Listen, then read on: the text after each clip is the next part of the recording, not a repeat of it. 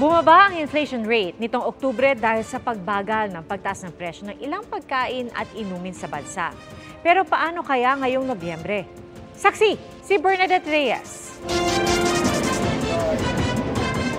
Nakatitikim ng pagbagal ng pagmahal ng mga bilihin at serbisyo ang mga Pilipino ngayong Oktubre. 4.9% ang ibinagal dahil sa bumagal na presyo ng mga pagkain tulad ng bigas at kamatis. Bumagal na rin ang pagmahal ng order sa karinderya kahit sa mga resto at cafe.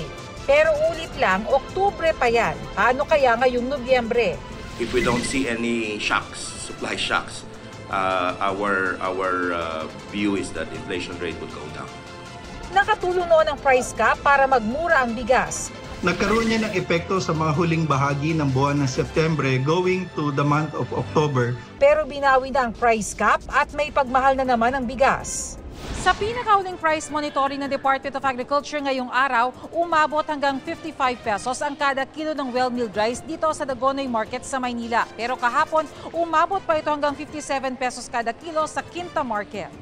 Kada order namin tumataas eh. Naglulugaw na lang kami para mapapagkasya. Nagmahal na rin ang kanin sa karinderyang ito. Tinaasan ko rin konti ang presyo ko. Dating 12, naging 15. Nabawasan na ang produksyon ng palay dahil sa peste.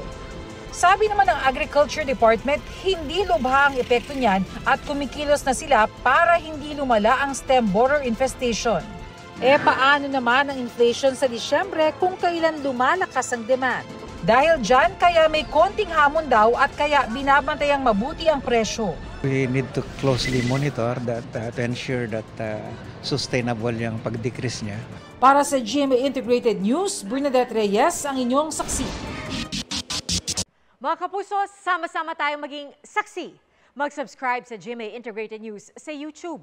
Para sa mga kapuso abroad, samahan niyo kami sa GMA Pinoy TV at sa www.gmanews.tv.